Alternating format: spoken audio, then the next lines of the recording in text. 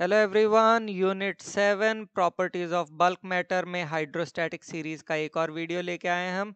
इससे पहले हमने क्या क्या पढ़ा है? Hydrostatic pressure, atmospheric pressure, variation of pressure with height and hydrostatic paradox. और इस वीडियो में हम क्या करेंगे? इसमें हम हाइड्रोस्टैटिक प्रेशर का असाइनमेंट सॉल्व करेंगे। चलिए, क्या आपको पता होना चाहिए?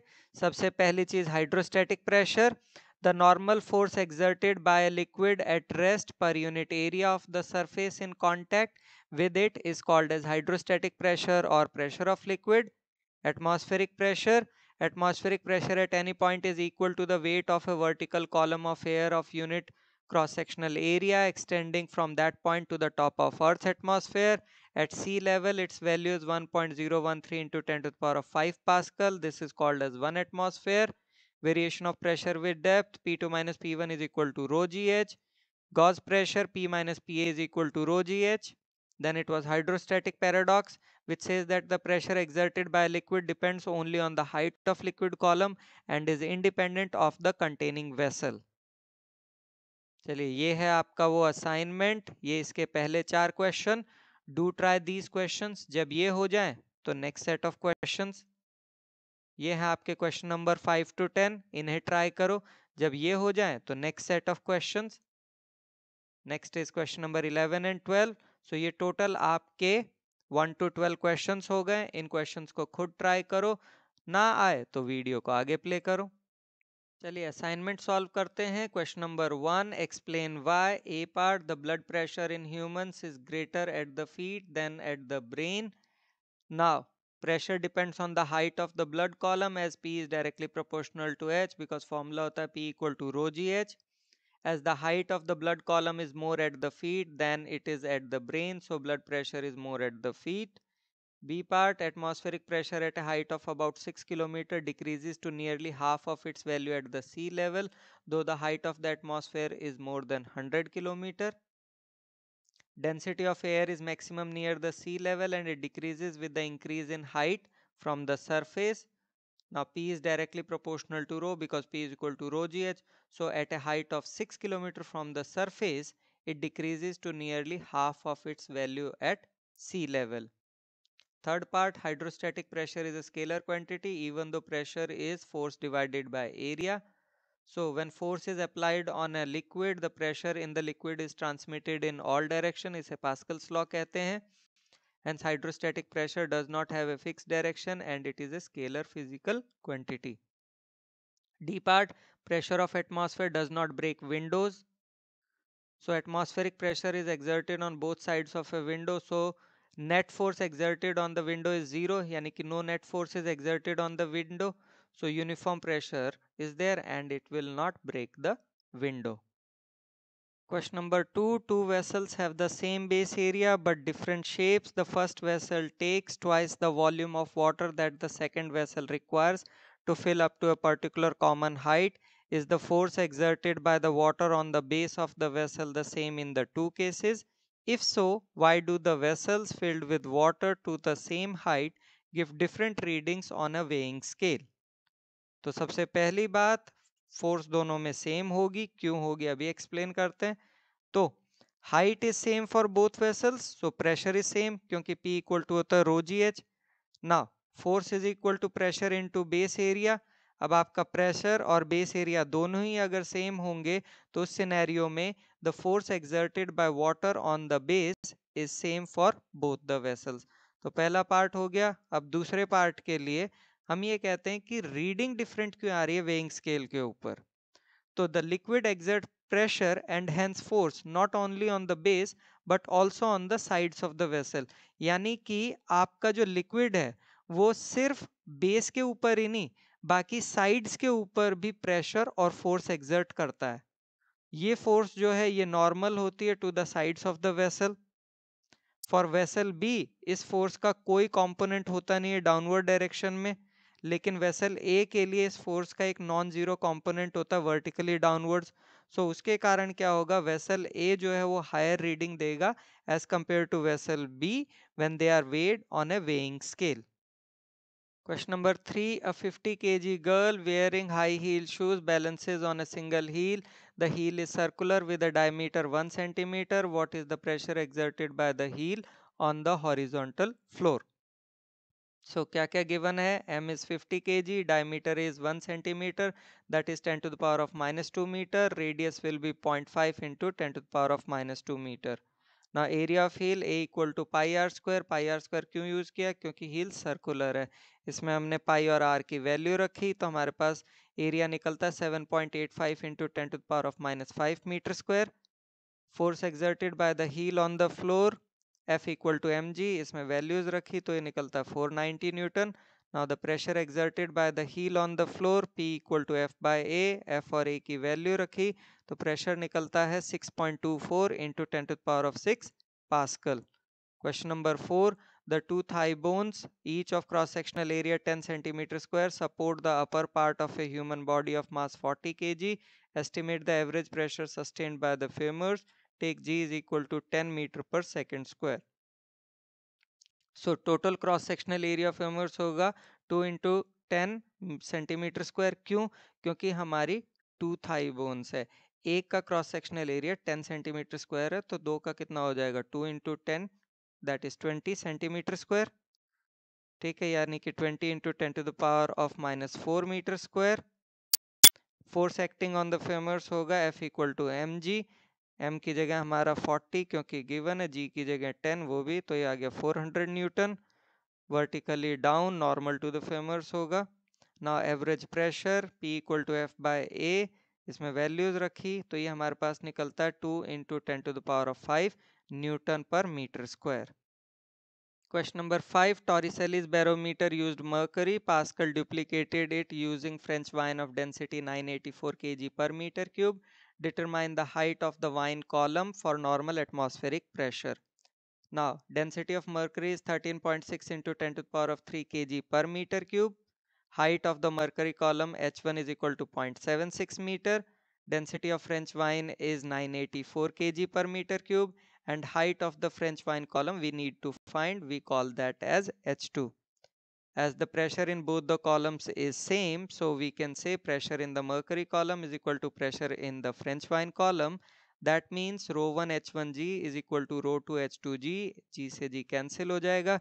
Rest we will put the values and we get H2 is equal to 10.5 meter.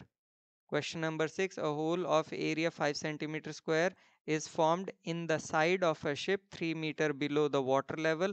What minimum force is required to hold on a patch covering the hole from the inside of the ship? So हमें given है area 5 centimeter square, उसे हमने metre square में convert किया. H is given as 3 meter. Now P is equal to F by A. इससे हम लिख सकते हैं F equal to P into A. P की जगह हमने लिखा रो जी एच, क्योंकि P equal to rho g h होता है तो हमारे पास F का फॉर्मूला बनता है रो जी एच ए। इसमें हमने सारी वैल्यूज रखी तो हमारी force I 15 Newton. Question number 7. At what depth in an ocean will a tube of air have 1/4 volume it will have on reaching the surface? Given atmospheric pressure is 76 centimeter of Hg and density of mercury is 13.6 gram per centimeter cube. Now what is given? Volume at surface is V, volume at depth is V by 4. P1 is 76 centimeter of mercury, density is 13.6 gram per centimeter cube. Now pressure on the tube at a depth of H, P2 is equal to 76 plus H upon 13.6 centimeter of Hg. Now according to Boyle's law, P1 V1 is equal to P2 V2, इसमें हमने values put की और solve किया तो हमारे पास H निकलता है 3100.8 centimeter. Question number 8. If the density of aluminium is 2.7 into 10 to the power of 3 kg per meter cube, then what is its relative density? Now relative density of aluminium is equal to density of aluminium divided by density of water at 4 degrees Celsius. So we put the value of density of aluminium, that is 2.7 into 10 to the power of 3 divided by density of water at 4 degrees Celsius, which is 10 to the power of 3, and this gives the relative density of aluminium as 2.7. Question number 9. A liquid stands at the same level in the U tube when at rest. If A is the area of cross section of tube and G is the acceleration due to gravity, what will be the difference in height of the liquid in the two limbs when the system is given acceleration A? तो ये हमारा diagram हो गया question के हिसाब से. Let L be the length of the horizontal portion of the tube. Now mass of liquid in the portion CD वो होगा m is equal to volume into density. Volume की जगह हमने लिखा एरिया into length. So हमारे पास m आ गया AL rho. Now what is the force on the mass? F equal to ma, and that gives F equal to AL rho small a. This is equation number 1. Now also due to the difference in height of liquid, downward force is exerted on the liquid in the horizontal portion CD. Now pressure का क्या formula होता है? P equal to F upon A. इसमें हमने P की जगह लिखा rho g h is equal to F upon A. इससे हमारे पास F आ जाता है rho g h capital A. This is equation number 2. Now from 1 and 2 we can say rho g h capital A is equal to capital A L rho into small A.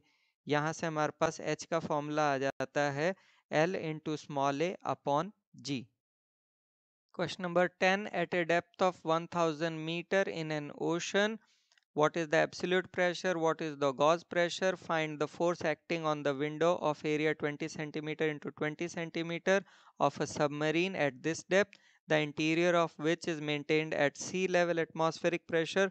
Density of sea water is 1.03 into 10 to the power of 3 kg per meter cube and G is 10 meter per second square.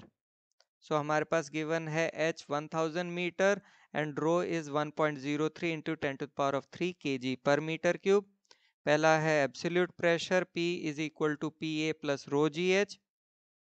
Atmospheric pressure is 1.01 into 10 to the power of 5 plus रो की value 1.03 into 10 to the power of 3, G की value 10 और H is 1000. इससे हमें answer मिलता है 104.01 into 10 to the power of 5 pascal, या मैं कह सकता हूँ 104 एटमॉस्फेयर.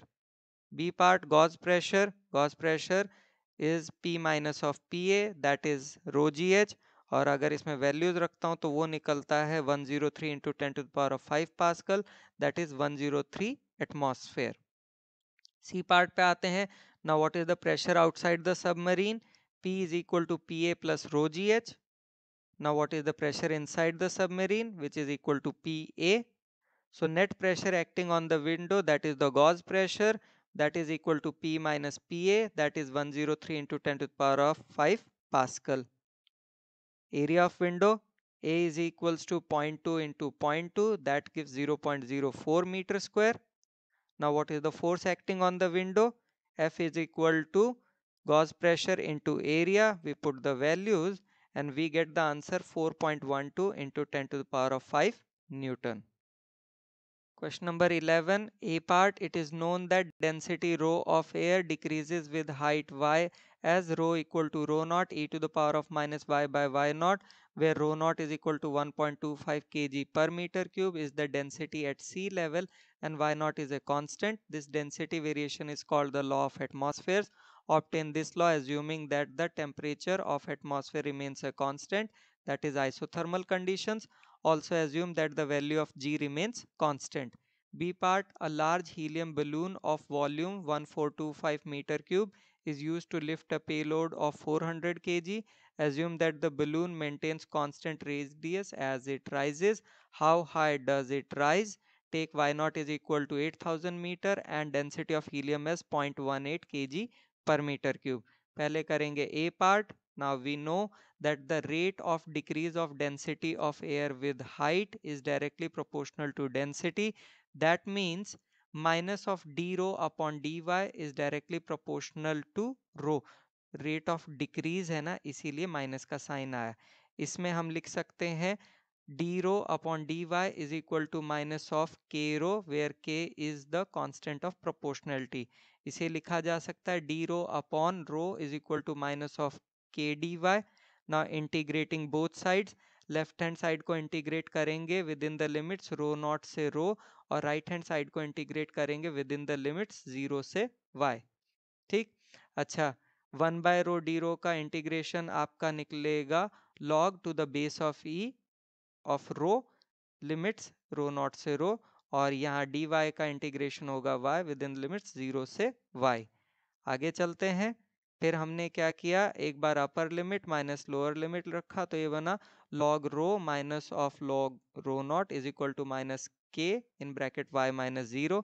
इसे हम लिख सकते हैं log rho upon rho not is equal to minus of k y. ध्यान दीजिएगा log में यहाँ बेस e है, तो इसे लिखा जा सकता है rho upon rho not is equal to e to the power of minus k y, यानी कि दोनों साइड एक्सपोनेंट ले लिया। लॉग और एक्सपोनेंट एक दूसरे के ऑपोजिट है, तो यहाँ तो कैंसिल होके सिर्फ रो बाय रो नॉट हो गया, और यहाँ आ गया e to the power of minus k y. अगर आपका k की वैल्यू 1 बाय वाई नॉट हो, उस सिनेरियो में हम लिख सकते हैं rho by rho not is equal to e to the power of minus y by y naught, या इसे लिखा जा सकता है rho is equal to rho naught e to the power of minus y by y naught. ये हमारा first part हो गया। आगे कंटिन्यू करेंगे सेकंड पार्ट के लिए। चलिए कंटिन्यू करते हैं। सेकंड पार्ट के लिए हमारे पास है एक लार्ज हीलियम बैलून जिसका वॉल्यूम हमें दिया गया 1425 metre cube, is used to lift a payload of 400 kg। assume that the balloon maintains constant radius as it rises, how high does it rise? y not दिया हुआ है और density of helium भी दिया हुआ है। तो हमारे पास है v mass of payload, y not density of helium and rho not. ठीक है जी। Now the balloon will rise up to a height where its density becomes equal to the density of air at that height. Now mass of helium in the balloon m is equal to density into volume, तो इसमें values रखी तो निकलता है 256.5 kg। Total mass of balloon कितना निकलेगा, mass of helium plus mass of payload, यानी कि 656.5 kg। डेंसिटी ऑफ बैलून निकालें, density is mass by volume, तो वैल्यूज रखी तो वो निकला 0.46 kg पर मीटर क्यूब।